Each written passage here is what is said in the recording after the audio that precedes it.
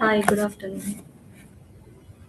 Let me check which was the topic we discussed. Okay, so the last topic was string, and we discussed a few functions, few methods of strings, and I think we ended on this assignment 3. So we'll start with the discussion from there. Let me just share my screen. Okay, so I hope my screen is visible. So, last we discussed this string topic, and today we'll start with a few questions on the string so that we get the understanding of working understanding of strings and some of its functions. So let's start with the first question, which is take a string. Python programming is fun! Exclamation mark, and you have to print it in reverse order. Okay, so there are two ways. First is you can write some logic, and second one is you can use some built-in functionality of Python, which is like we discussed that slicing and indexing, right? So in this particular question, I am expecting you guys to use the slicing and indexing way to write the solution for this. Write this string in a reverse order. And once you are done with that, just write the function that you can use to print everything in uppercase letter. And also there is one more function, I think, that we did not cover in the last session, but there is a function called as count, which you can use to count any occurrence of any character or any string. So just use these functionalities and write the solution for this first question. So take a string. Python programming is fun. Print it in reverse order and then write in uppercase letter and count how many p's are there in the string. Just start writing in chat box and I'll take the solution one by one. Okay, so Kavya has written. So, any of you just explain me how this function works, this indexing function? Any of you? You can turn on your mic and just explain this concept of indexing. Like there are two columns, and then there's minus one. Why you are using minus one? Why there are two columns, and how it is working? If you could explain. Aditya has written that count of P is 2. Okay, we will start with Kavya Sharma. Kavya, as you have pasted your answer, can you explain this particular shortcut that you have written this braces and inside these this braces you have two columns and then minus one. How is it exactly working? And so as leaving start and stop, Mm-hmm. empty tells Python to include the whole string, Okay. while the minus one step tells it to move it backward one character at a time. Yes, correct. So as Kavya has explained, we have no starting and ending index. So it is covering the whole string.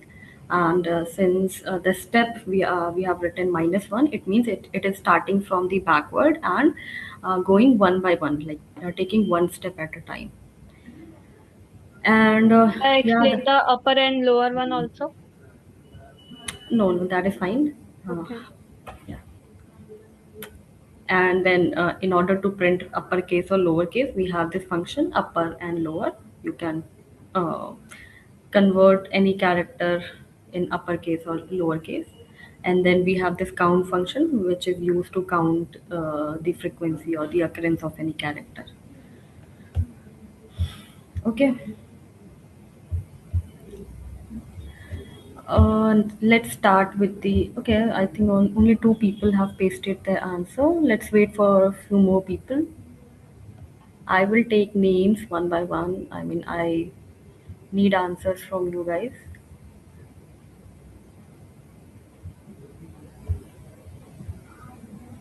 Tani, Sanvi, please paste your answer. Ma'am, can you show the question again? Yeah, sure.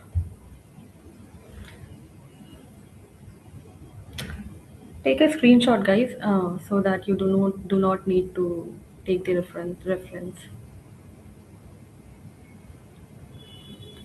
Just take a screenshot.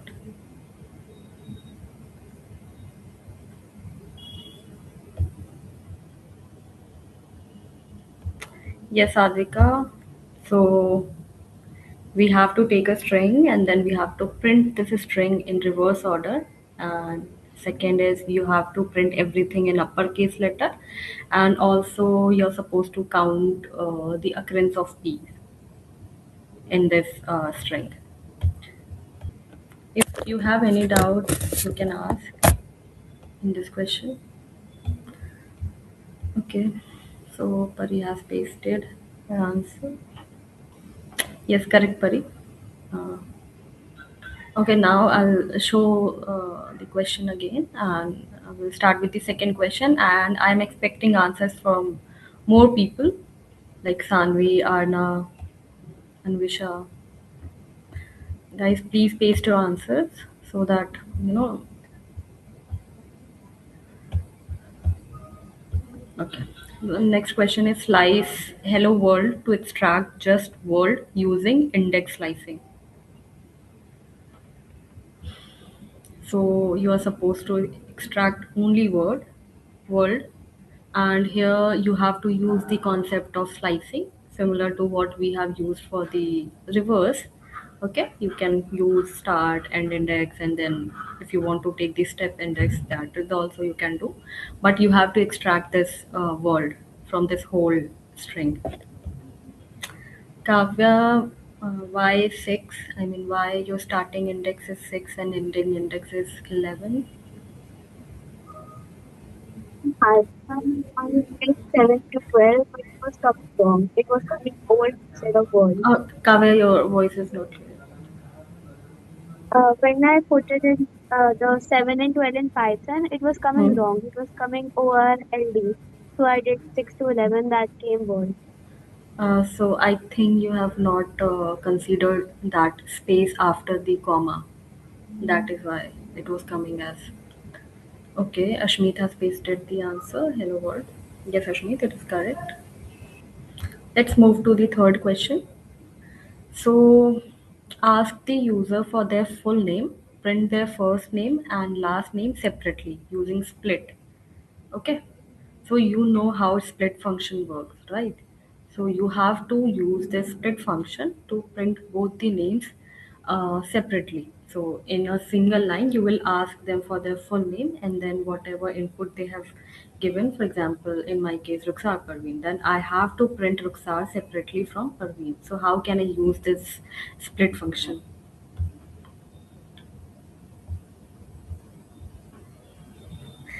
Okay, so Kavya has pasted into full name. Okay, full name dot split. Just give me a minute. You just paste your answer. I'll. Okay. Okay. So many of you have pasted your answer. Oh, hello, Granj. So we are discussing this assignment three. We have covered question number one and two. You can take the screenshot and start writing the answer. Meanwhile, right now we are discussing the question number three. So you can start with the third question, and then maybe later on you can cover the first and second questions as well. Yes, Pari, I'll explain question number four, but first let people complete question number third. Uh, After that, we will move on to the fourth question. Okay, so many of you have already written that you are taking. Okay, in many solutions, I can see you are writing comments. I don't know if you are writing as a good practice or you are copy pasting from somewhere.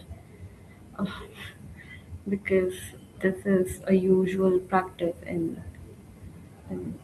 that's how ChatGPT and Claude gives you answers. So try to write all the solutions on your own so that it is better for your understanding. I mean, the objective is not just to give the answer, also it is good for your learning. So try, even if you don't know the answer, I mean, whatever is your understanding, just write that so that you know you have the understanding of how to write the code, because these are very simple questions. Maybe later on when you will uh, come into this industry, you'll have to write very complex code. So it's better to build the logic even when you're in school. Okay, many of you have completed the question. You took the as enter your full name as input, and then you're using the split function. Okay.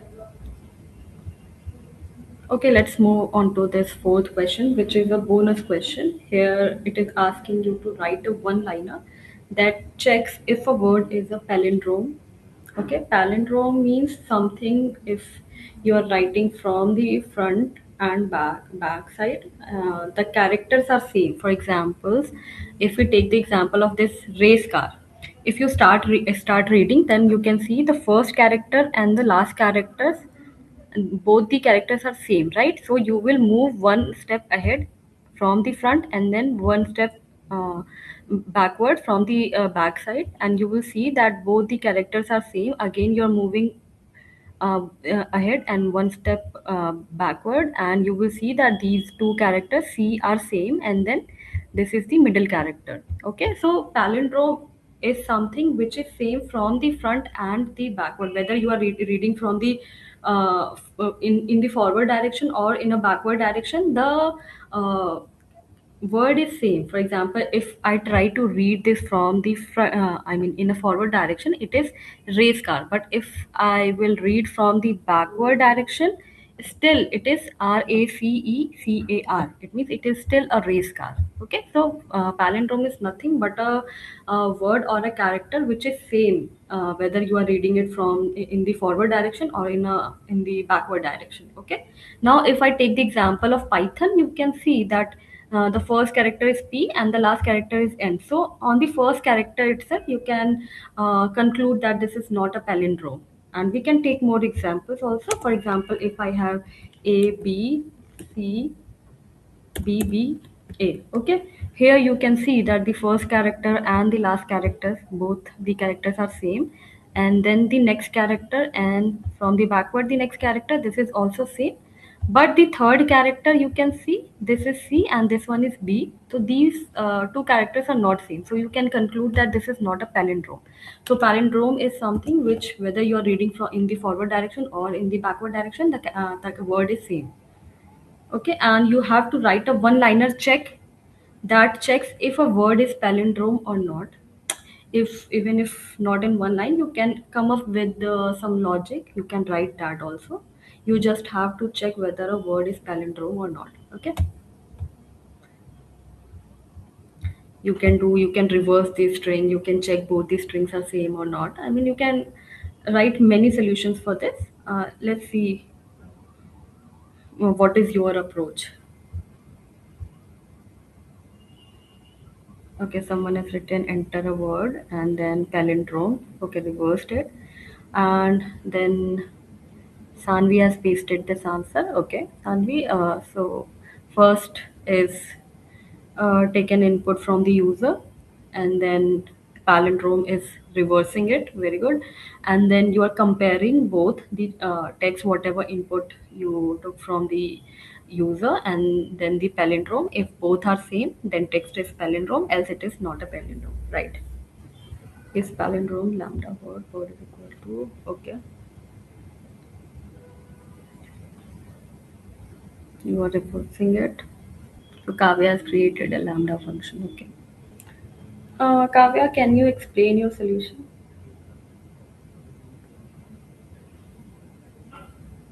Or ma'am. Since since you have And for written a the lambda function. Hmm.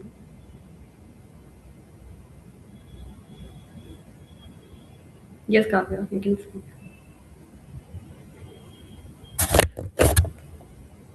I'm sorry, I was on Yeah, mute. I'll repeat. sure. And so I was saying that the one-liner Hmm. simply checks if Hmm. the word is exactly the same when read backwards as it is forward, Hmm. and the lambda is Hmm. just a shorthand way that we can Hmm. use to create a anonymous function. Like it's just small, but Then we don't have to write a full def statement. So it's like a quick Mm-hmm. single use tool that we can use so that we Mm-hmm. can just write the sentence in one line, keeping our code clean and super fast. I think Aditya has raised his hand. Aditya, you want to share something? Let me recheck the name. Yeah, Aditya, I think you raised your hand. So as Kavya has explained, lambda function is a shorthand basically to write a function. But I think that we can discuss later. But okay, Aditya, no issue. Okay, so here basically we wanted to understand the logic if you can check whether two palindromes are equal or not. I mean, whether a string is palindrome or not. So what you are doing, you are simply reversing the string and comparing with the original string, right? And yeah, that is the correct way of comparing palindrome. Okay, so this is the shorthand that you use in um, Python, right? Now, let me, I mean, discuss it in some other way. So, I mean, when you will solve the coding problem, there is something called as time complexity. So, whenever you solve your problem, you see what is the time complexity of it. So, okay, this is the shorthand, that is fine. But usually, what happens if you are reversing a string, that is that takes order of n time complexity because you are going through every string and you are reversing one by one. I mean, it is not something which is happening parallelly. You are uh, reversing it. So that is also fine. But if I ask you instead of using this reverse logic, can you come up with something else, some other logic you can use to check whether a string is palindrome or not? Any logic? I mean, I'm not talking about this indexing shortcut. Just so Guranj has written loops. How can you use loops, Guranj? Can you explain in little detail? Mom, we could use indexing as well as loops in order to reverse the entire string, and then Mm-hmm. we could rectify using if function that if the new word is equal to the original word, therefore the word is a palindrome. If not, then the word is not a palindrome. Okay. And if I ask you that you are not allowed to reverse the string or maybe modify the string, how will you do that in that case? I mean, is it necessary to reverse the string in order to find the palindrome, or you can do it without reversing it? I'll have to think of some other way. I'm not pretty sure of this answer. Sure. Kavya. Yes, Kavya. To check for a palindrome without reversing or modifying the string, we Mm-hmm. can use a two-pointer approach. Mm-hmm. In that approach, we can place a pointer at the start of the word and another at the end of the word. And then Mm-hmm. we can compare the characters at those positions. If the Okay. characters match, then we can move the start pointer forward and the ending pointer backwards. And then we can repeat this check until the pointers meet or cross in the middle. And Okay. if we find a pair of characters that don't match, we know it's not a palindrome. But Okay. if the entire loop goes without a mismatch, then it's a perfect palindrome. Yeah, that is the correct answer. So you are in which class, Kavya? Ma'am, I'm in 10, but I used to have a hobby of coding, so I know a bit about Okay. Python. I used to make games and all. Okay. That is very, I mean, you guys know about two pointers approach and all of that. So that is very nice. I mean, okay. So as Kavya has explained, we can take two pointers approach where we can have the string and we can have one pointer at the start of the string and one at the back of the string, and then we can compare one by one. If both the characters are same, we will move one step forward, and from the back side we will move one step backward, and again we will compare it. If we pass through the whole string without any mismatch, then that is a palindrome. If not, then we can return that it is not available. Okay, I think we are done with the assignment. We can move to the next topic, which is conditional statements. Okay, I'm sure you guys must be aware of different conditional statements. So you can share, I mean, what is your understanding, like if else, while, do while, I mean, whatever is your switch. Yes, Goranj. So, conditional statements Hmm. help in the flow of control. They are not full of control, but they help in the flow of control. So what are conditional statements? These are Hmm. statements that allow the user to take any decision. So, for example, Hmm. allow the interpreter to take a decision on the basis of the condition provided to it. So, for Okay. example, we need that from the input, we only need even numbers. There's a range provided, and we only need even numbers. To rectify that only even numbers are in the output, we need to see that Hmm. if the number we are flowing through the loop has Hmm. when divided by 2 leaves remainder 0 or not. So Okay. uh, if suppose when number be x, so if x modulus means checking for Ah. remainder, if x Hmm. mod 2 is equal to 0, Hmm. therefore we can say that it's even, and else we can say it's odd. So conditional statements provide a way of decision making in the Python code. Okay. Uh, Just one thing, not only in Python code, any programming language you can use these conditional statements. Okay. Yes, Kavya. I mean, in conditional codes, if we talk specifically about Python, then conditional statements are basically the decision makers that lets our code run specific instructions, but Hmm. only when the conditions we have given are met. In Okay. Python, there are many types of them. The first one is if statement. It is Hmm. used to check if a condition is true. If it is true, the code runs, otherwise it does not. But if Okay. we want a fallback, then we use the else to handle the other cases when it is false. Okay. But if we need to test many possibilities, we have to add elif, which stands for else and if differently, but we combine it and it is spelled as ELIF, and Hmm. it can use to chain multiple checks together. And we can even put a if inside one if we want it to make more complex and give more multi-layer choices. Okay. When you have multiple conditions, right? Yes, ma'am. Okay. Um, okay. So, anyone explain for loop? I mean, in for how the condition is being checked. A for loop is like a automatic repeater Mm-hmm. that it works through a collection of items one by one, Okay. and then it keeps going it until it reaches the end. Okay. Like we tell Python for every item in this group, you should do this task. That is what we are telling Python in this type of loop. Okay. And for the regarding the condition, it is handled automatically by Python. Since I had told you in earlier sessions that Python handles a lot of things by itself as it is for beginners and makes Mm-hmm. things easier.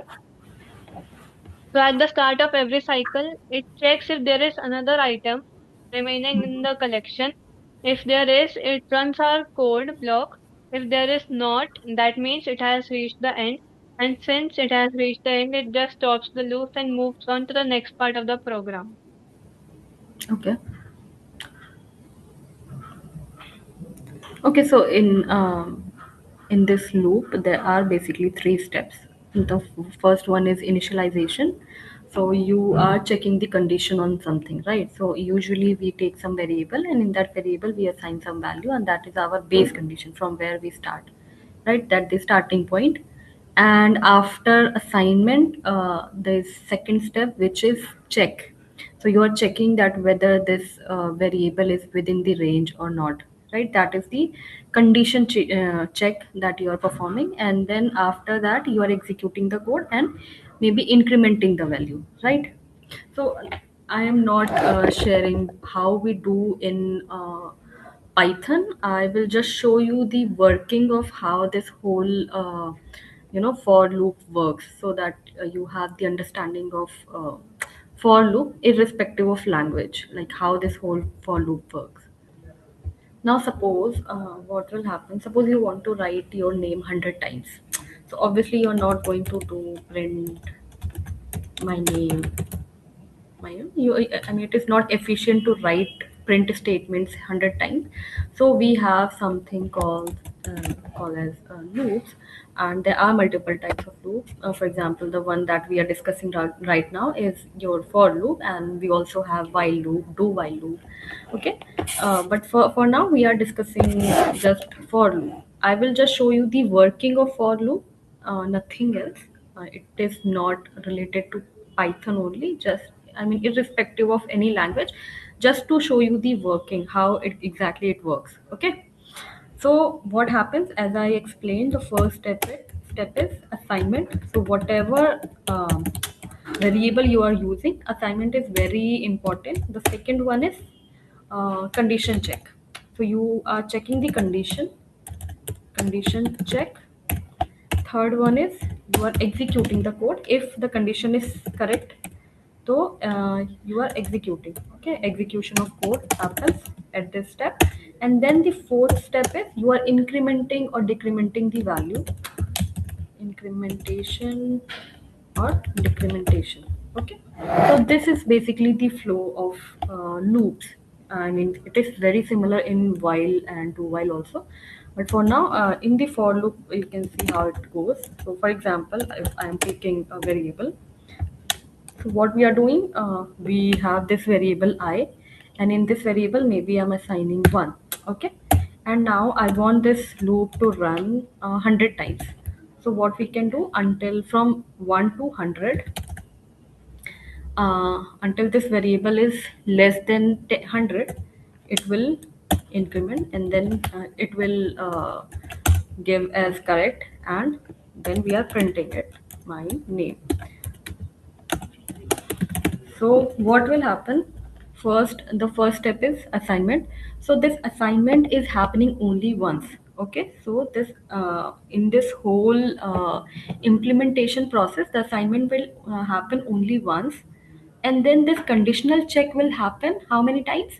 It will happen 100 times, not just 100 times. There is one condition, I mean one check will be there which is not going to be correct, right? So not 100 but 101 time. So 101 time condition check will happen. Okay.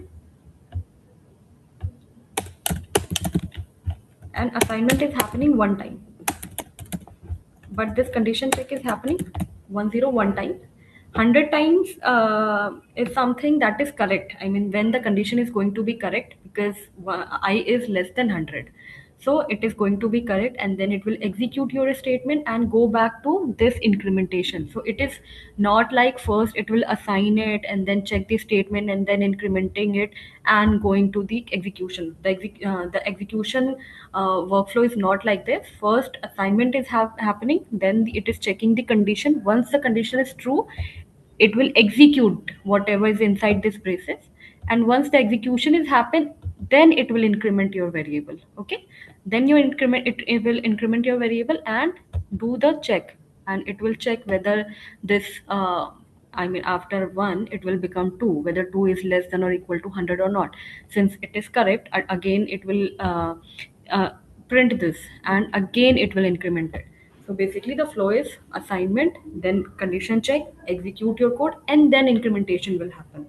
Okay, once incrementation will happen, so this incrementation or decrementation will also happen 101 time. Why? Because 100 times it is going to be correct. I mean 1 2 3 4 5 6 till 100 it is going to be correct, but there is going to be one time when it will make your 100 and 101, which is not your correct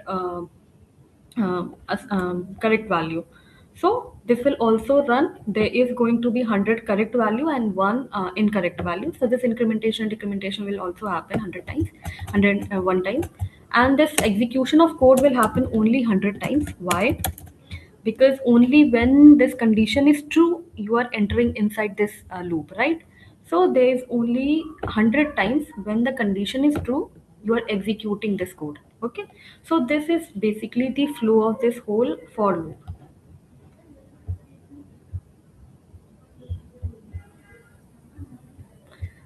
I mean, so you can divide it into four part. I've explained: assignment, condition check, execution of code, and then incrementation or decrementation. And you can see how many times what is happening.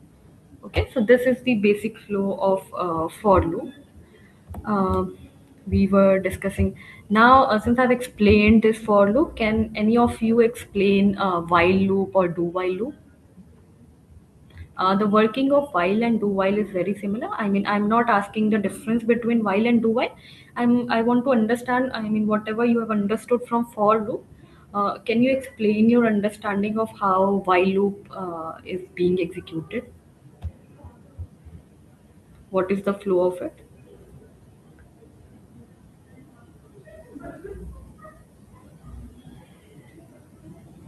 Any of you, can you explain how the while loop works? And we have to explain both or one of them. While loop, just while loop. Okay. And a while loop is like a check before we act, like we are said to do in reality also loop. Mm-hmm. It runs before the code block instead of with it, like before in the for loop. And it checks the specific condition, Mm-hmm. like if like we have a variable x, and for example the while loop will check if it is below or above 10. If the Okay. condition is true, the one we gave, the code executes and then it goes back to check the condition again. If the condition is false from the very start, the code inside will not even run at all. But Okay. if it is true, then the code will run. That is Okay. the while loop. Okay, so like whatever variable you are using for the conditional check, where you are modifying this variable. I mean, in case of for loop, we have seen that inside that for loop, we have this incrementation, decrementation. There could be some other operations as well. But so I just want to understand where exactly in a while loop you are changing the conditional variable, the variable that you're using to check condition. And that we add before the code block. Like it is a part of the code block, but it runs before the code block. Like if we have assigned a variable x, so the specific condition will check like if x is greater than 10 or x is less than 10, and it Mhm. will match it to our condition, the specific condition we gave earlier. Okay. And only if the condition is true will it execute the code or it will not. Okay. Okay, and then it will execute the code, and then what?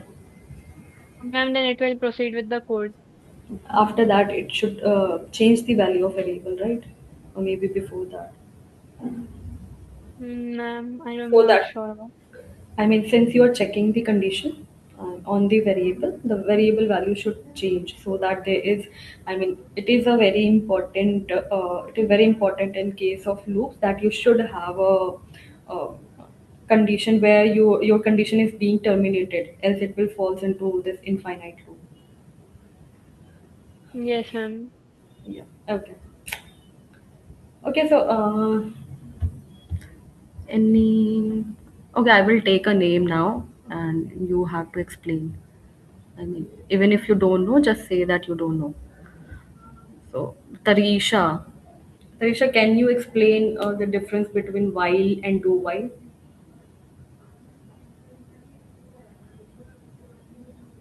Tarisha. Tarisha, are you there? Arna, can you explain? Even if you don't know, you can say you don't know. That is fine. Yes, Advika, I want to know the difference between while and do while loop. What is the exact difference between both? Sorry, ma'am, I was not able to unmute myself, ma'am, because I was in a surrounding where there is disturbance, ma'am. I'm sorry, I do not know the answer to that. Okay, no, no issues. No issues.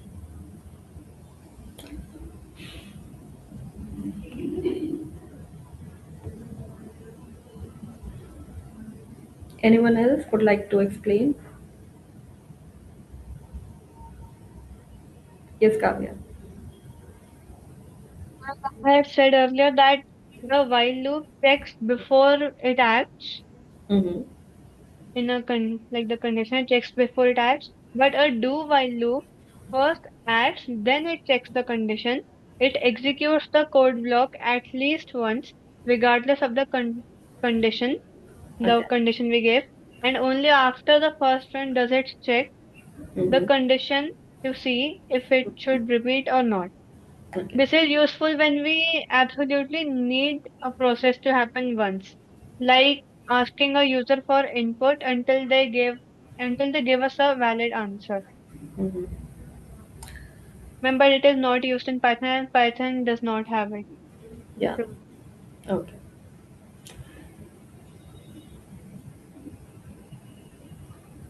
Okay. Kavya explained it correctly.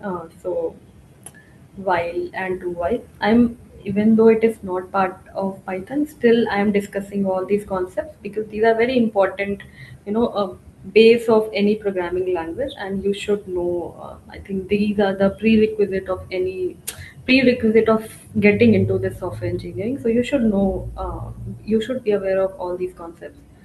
So while and do while, if we explain, there is a very minute difference in while loop. What happens? You have a variable. Okay, there is some assignment. Before, I mean, you have this loop, and inside this loop you have some code you want to execute it, but in order to execute this code you have to check the condition. If that condition satisfied, only then you go inside this loop and you execute it, right? This is your while loop, and it happens for all the code. So there is the possibility that you're not executing anything in case of while loop if the condition is false. But suppose there is some condition where you want to perform some operation at least once, and then maybe you can check the condition and do the further operations. For example, in your system you want to perform some operation, but before performing those operations it is important to open your laptop, right? So opening your laptop is something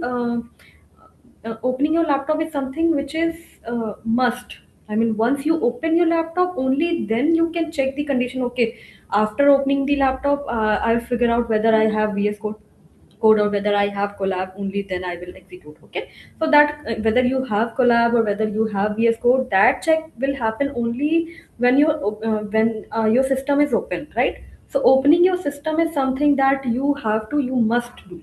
So that must do code that we keep inside this uh, uh, do section, and inside this do you can keep all the code that you want to execute at least once this do block will execute only once. Okay, once this do block is executed, it will move to the while block, and now it will check the condition all the time. I mean, suppose I want to print my name 10 times, but before printing my name I want to write that this is my name. Okay, so in do block I can keep this code that print this is my name, and then in while loop maybe I can check some condition. I want to print my name 10 times. Okay, so I can have this condition that while I is less than or equal to 10, print my name Ruxar. Okay, so there I can have this check inside this while loop. I can have this check if the value of I is less than or equal to 10, only then execute the code. Okay, so this check is happening inside the while loop, and there maybe I'm incrementing the variable after printing my name. That is a different story, but I am checking the condition only then I'm executing this while loop. But for the do block, we do not have any condition. We directly execute this block. Irrespective of what will happen with while block, we execute our do block and then we move to the while block. Okay, so that is the major difference between while loop and do while loop. In while loop there is the possibility that nothing is executing or no operation is happening, but in do case there is one condition that will be execute at least once. Okay, so if you have to make sure that there is some statement that you want to execute at least once, you can keep it inside your do loop, do block. So this is just a general discussion related to this while, I mean, if for loop, while loop, do while loop. There is one more conditional statement, which is switch statement, right? Are you guys aware of the switch statement? and how it works, what is the working of it. Okay, so switch is also a conditional statement where we have multiple cases, and whatever value we are giving in the switch block, we check with every case, like whether it is suppose I have a switch statement where I want to print weekdays or weekend. Okay, so in my switch case I can have that whether it is a Monday, Tuesday, Wednesday, Thursday, Friday, then it is a weekday, and if it is Saturday or Sunday, then it is a weekend. So maybe I can assign some value to it, and then in this switch case I can pass the week. Maybe if I'm passing 3, okay, since 3 is Wednesday, so it will print it as weekday. So this is I mean, similar to what you are doing in if else. Similarly, you can have a switch is also a conditional statement where you use this cases, and based on those cases, you execute the code. Wherever your case is satisfied, you execute that code. Okay, so this is your switch statement. Okay, now let's see how you write in Python all these. What is the syntax in Python? So okay, so conditional statement, just every morning you make a decision based on condition. So, for example, if it is raining, you'll carry the camera. Sorry, you'll carry the umbrella. And if it is cloudy, you'll take your jacket. Else, you'll wear a t-shirt. If it is not cloudy, not raining, so what you will do, you will simply wear your t-shirt. Okay. So every day in our mind for everything, we are making some decisions. Okay, and those decisions are also based on some conditions, right? We are, I mean, we are calculating in our brain that okay, since I like math or I like physics, okay, I'll take PCM. I don't like this, so I will take something else maybe. Okay, I'll take commerce. So I mean, all the time we are doing some based on some permutation, combination, some condition check in our brain. We make our decisions in everyday life, right? So similarly, conditional statements are same in your code. If you like, similar to what your human brains do, based on some conditions you take the actions, right? Similarly, in your code, if you want that based on some conditions something should happen, that you can achieve through your conditional statements. We have multiple conditional statements. Here we will discuss, first is your if else. So what happens, python's basically it checks condition top to bottom, stops at first true. So wherever it will find the first true statement, it will stop there. Okay, so for example, the first one is your, it is asking you to enter your marks, and once you have entered your marks, what it is doing, using this input function to take the input from the user, and then it is using this int function for the typecast. We have already studied that whatever input we take from the user in python, it is by default of string type, right? So in order to convert this string into the integer, we have used this int typecast, and this int typecast we can check in if else statement how it is working. So in short, you can have, if suppose you have only two conditions, if it is maybe greater than 75, then pass. If it is less than 75, then fail. If you only have two conditions, then you can simply use if and else. Okay, now if you have multiple conditions, in that case you can use if, elif, elif, elif.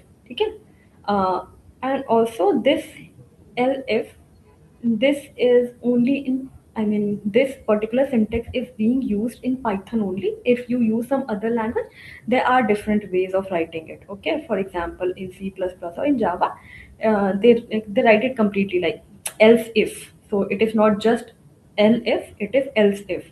So way of writing could be different as per the language, but working is same.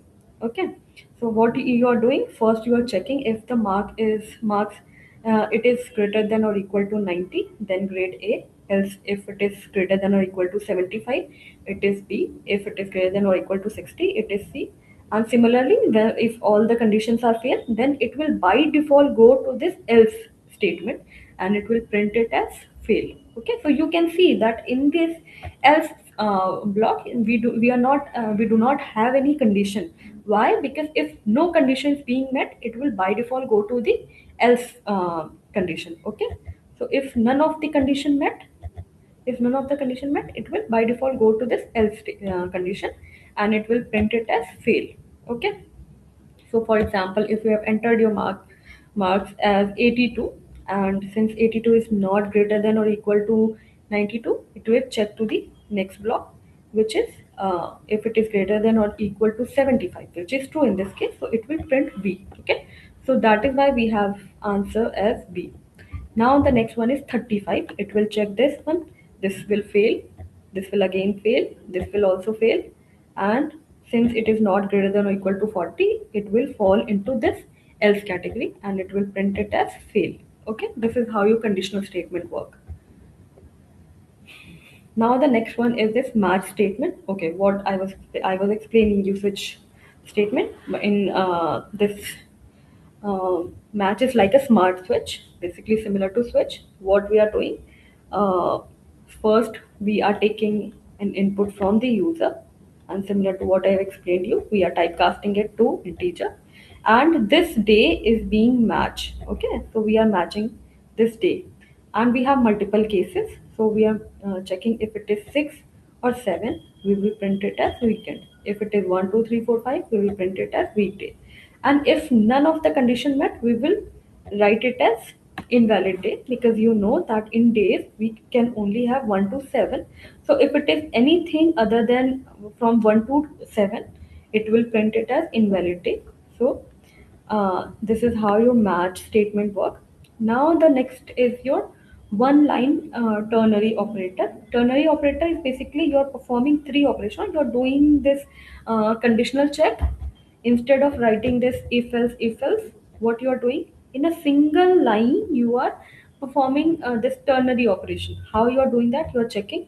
You are not writing if else or anything like this. You are saying that status is equal to adult, means there is a variable as status, and the status variable will become adult if age is greater than or equal to 18, else it will be minor. Means here status is a variable.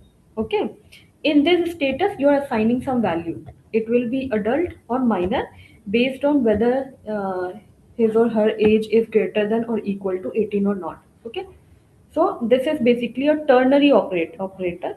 So ternary operation is being happen. I mean, it is not a single operation. It is ternary operation. You are checking also. You are assigning. You are doing if else both in a single line. So this is what you call as a ternary operator. So this is the ternary operator to perform your if else statement. Instead of writing everything, you can simply write it. I mean, whatever variable you are assigning, you can write the variable name, and you can write whatever value you are assigning based on if some condition met. If it doesn't met, then you can simply write else the value is minor. Okay, and you can simply print your status. Uh, since the age is 17, it will print it as minor. As you can see here, the answer is written as minor. Okay, I hope till this point we are clear. Let's discuss this assignment quickly. Uh, so we'll start with the first question, which is write a program that asks for a number and print positive, negative, or zero. Okay, so you will ask user to write a number. Okay, it could be positive, negative, or zero. Now, what is expected from you? You have to write a code where you are using this if else if statements, and I mean, you can write the logic, whatever logic you can think of, and with that logic, it should, whatever value we are entering, it should print that whether this value is positive, negative, or it is zero. Okay, so just write the code, and I will take the answers in chat box. Take a screenshot of this assignment. Okay, now start writing code for the first question. Okay, so you ask for a number. Okay, if a number is greater than 0, then positive. Okay, if it is less than 0, then negative, else 0. Okay, anyone else? So Kavya has pasted her answer. So Kavya, if you're done, you can take the second question also. I think that we have already discussed in the solution. Still, you can write this code for this. Okay, Pari has also given the answer. Okay. Guys, please write the code fast.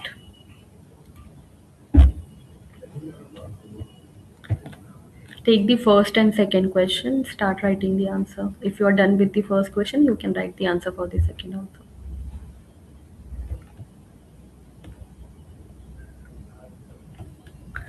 Okay. I'm pretty slow. Just once again. Yeah, sure.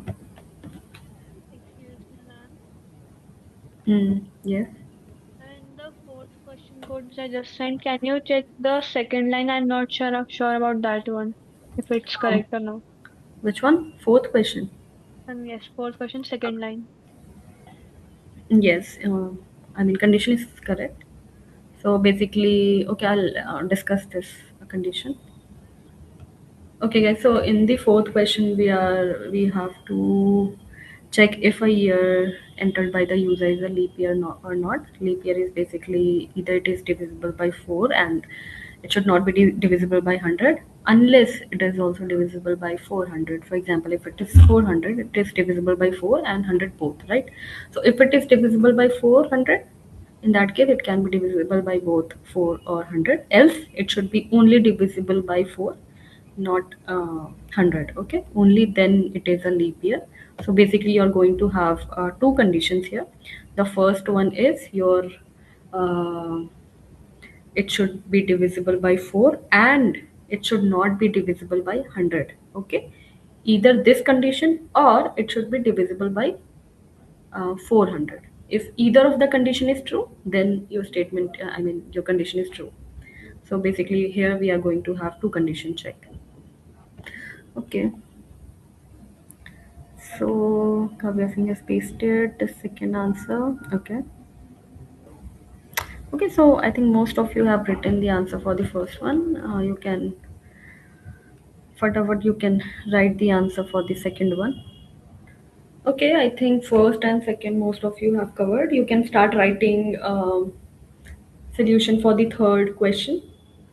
So in this third question, you have to match, I mean, use match to build a mini menu where if it is 1, then print add. If it is 2, print subtract. And if it is 3, print multiply. And ask user to pick and print the operation name, and make sure that you have a default case also where it is, if it is not 1, 2 or 3, in that case you can write it as invalid entry. Okay, so you have to use this match and make check the conditions if it is 1, 2 or 3, and based on the condition print. Guys, start writing solution for the third question. Okay, Pari has pasted her answer. Okay, I think many of you have done, I mean, you guys are done with the third question. You can write the solution for the fourth question. Basically, you have to take any year as an input from the user, and you have to print whether that year is a leap year or not. And the condition for the leap year is already written here. So you can check. Basically, two conditions are there. Either it is divisible by 4 and not divisible by 100, or it is divisible by 400. So if either of the condition is true, it is a leap year. So you have to basically make uh, two conditions. So so what you can do, you can simply write, I mean you can refer the solution of Kavya. So where you are taking the year as an input from the user, and then you are using this mod function. So what this mod function do, it return the remainder basically. So whatever year it is, if it is giving you 0, if you're dividing it with 4 and it is giving you a 0, in that case it is, and it is not divisible by 100, so it is a leap year. If this condition is not meeting, for example, we are taking 400 as a year, and 400 it is divisible by 4 and 100 both. So you might say that okay, since it is divisible by 4 both, it is not a leap year. But we have one additional check also, which is for with 400. So you check with the 400, and since it is divisible by 400, you can conclude it as a leap year. Okay, Pari has also pasted her answer. Kavya saying, okay, third question. Print, okay. Uh, Kavya, so in the third question, you are expected to use this match condition. Here, the one that we discuss, this match, and what you're doing, you would take the choice as an input from the user. Okay, so you can ask the user to enter between 1 to 3, and whatever user will enter, based on that choice you will take as an input, and that input you can use it in this match condition, and you can match that whether if it is case is equal to 1, then case is equal to 1, then wait, let's see. Okay.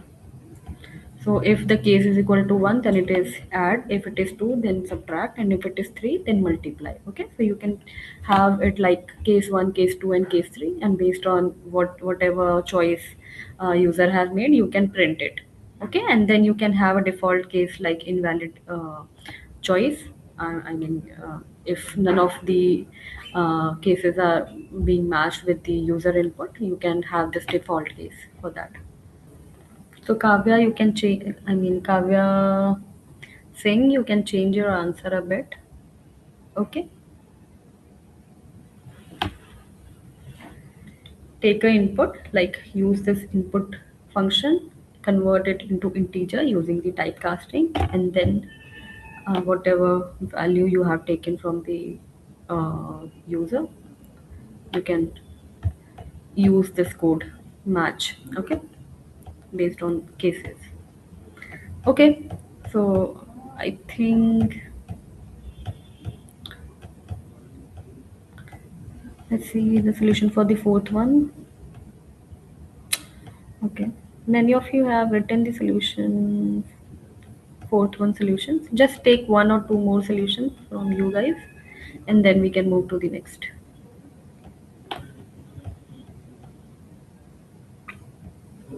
Okay. Okay, the next topic is loops. We have already discussed about two very important loops, for loop, while loop, and do while loop. So basically, making Python repeat things for you, as I've already discussed. For example, if you want to write your name 100 times, so you are not going to, it is not very efficient to write 100 print statements, right? So what you do, you use print statement, and in that print statement, what happens?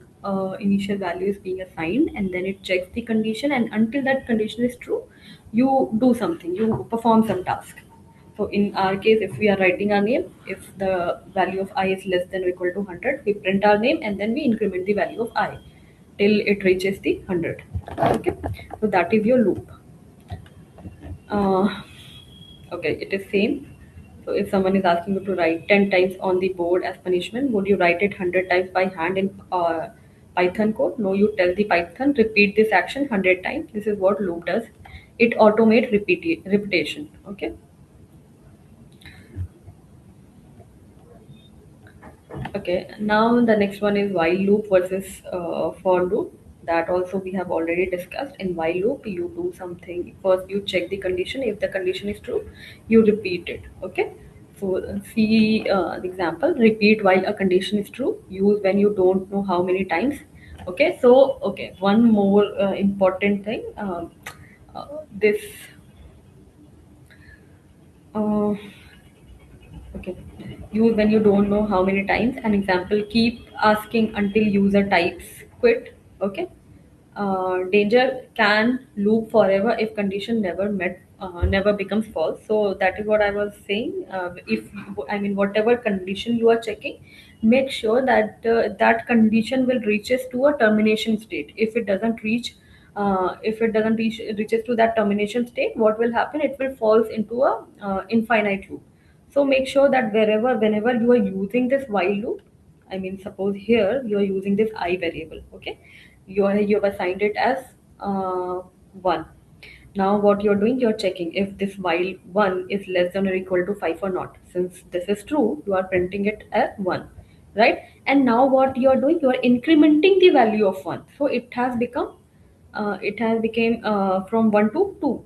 So suppose you are not writing this statement, so what will happen, you have the value 1 inside this I variable. You will check the value and you will see, okay, it is less than 5, and it will print it. Now if you're not executing this line, what will happen, it will again and check, it will go again and check for the 1. Again it is true, again it will print it, and then again. So what will happen, it will fall into this infinite loop. So it is very important to make sure that whatever logic you are writing, it will reach to a termination condition. So what will happen, if you're incrementing it from 1, it will become 2, then 3, then 4, and 5, and it will terminate here once it reaches to 5. I mean, after 5, it will reach to 6, and that is your termination condition, right?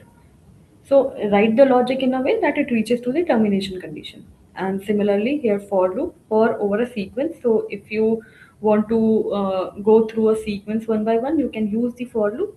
Use when you know the collection to iterate. Okay.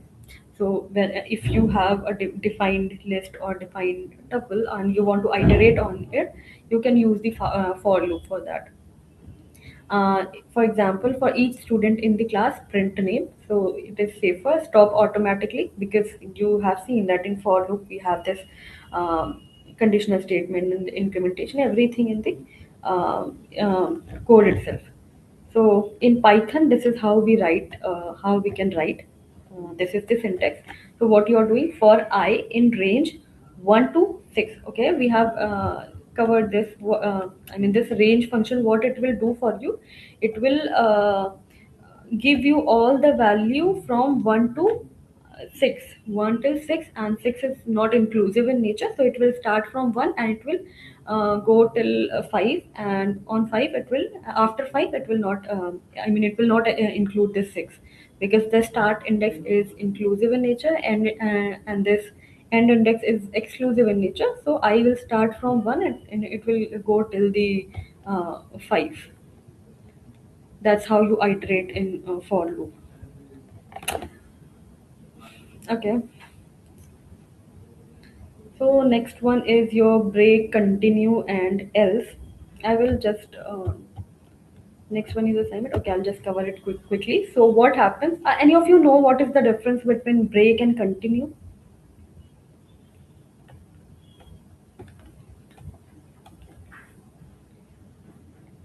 Yes, Guranj.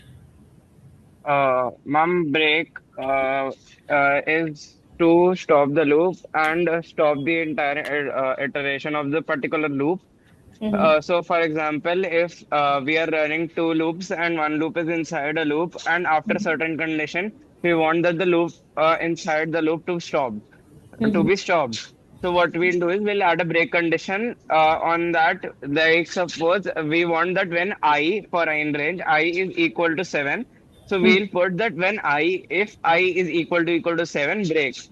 So after when I is breaks, when I comes to the value of 7, it breaks and it stops that particular iteration of the loop. Moreover, in continue, it skips the current iteration. So, for example, if we say I is equal to 7, continue. So it will skip the iteration of it being 7 and move to 8. That's what break and continue are. Yes, correct. Okay, Kavya, you also want to explain? Yes, ma'am.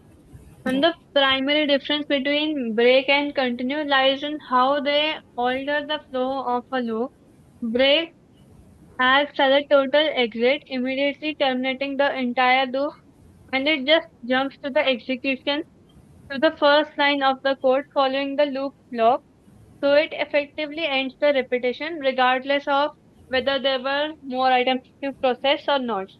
But in contrast, continue acts as a selective skip where it stops only the current iteration, abandoning the remaining lines of code Mm-hmm. for that specific cycle.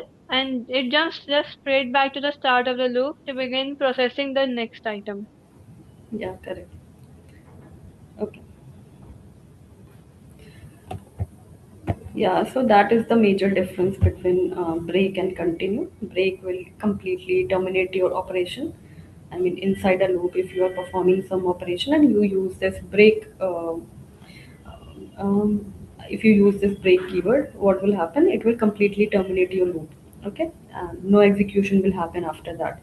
But if you're using continue, so in that continue will simply skip that particular iteration. So for example, I want to print from 1 to 10, okay, but I do not want to print maybe 7. So what I will do, while I am printing, I can have this check if I is equal to 7, continue. So what will happen? And then the next statement is going to be a print statement. So once it will see that okay, this condition will met, that I is equal to 7, what it will do, it will see that okay, it is asking me to continue, means it is asking me to skip this iteration. So it will completely skip that iteration. It will not print your 7 and go directly jump to the next iteration, so which will be 8 in your case. So this is the basically major use of this break and continue, to completely break from your code. I mean, completely terminate it, or either you can skip it. So and else, I think we have already discussed that if none of the conditions being met, you can have the else else statement. For example, here in this code, it is asking me, I have a list of fruits. Okay, where we have banana, apple, cherry, and mango. We can check. We can iterate. I mean, how do we iterate in for? So we have this variable fruit, and this is iterating inside this list. Okay, so this fruit will go one by one to all the to all this whole list. So first it will check, okay, it is apple. Okay, so first it will check if this fruit is equal to banana. What it will do, it will simply continue, means it will skip it. Now it will move to the next one. The next one is banana. No, sorry, the first one is apple. Since it is not banana, it will go to the next statement, which is mango. If it is mango, so since it is not a mango, it will go to this print fruit. Okay, and this fruit will be printed. So you can see we have this apple. Now the next one is banana. It will again go and check if the fruit is equal to banana. Continue means we it is asking us to skip this particular iteration, so we can simply move to the cherry. Okay, now the next, what will happen, it will check cherry. Okay, since this is not cherry, not enter into this condition statement. Again it will check with the mango. Since it is not a mango, it will again print it. Okay, cherry will be printed. Now the next one is mango, so it will check, okay, this is not a mango, not continue.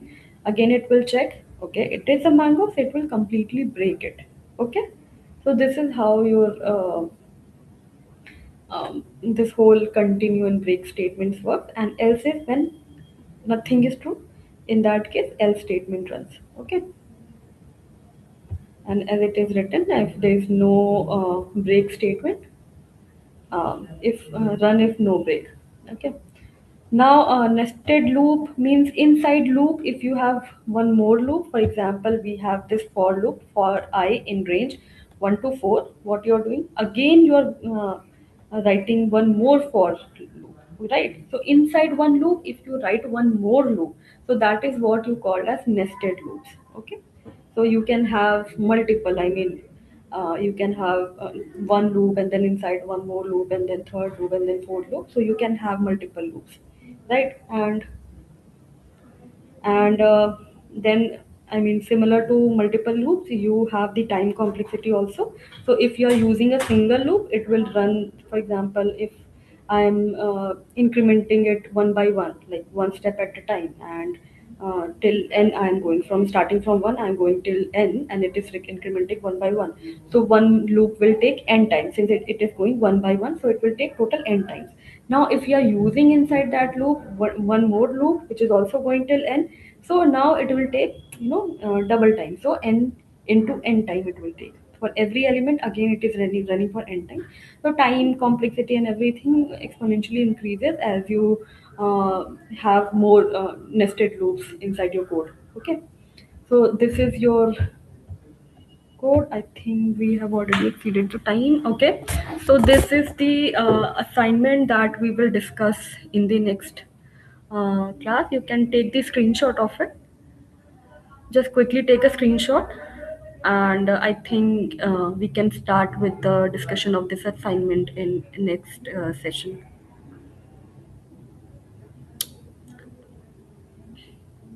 Is it done?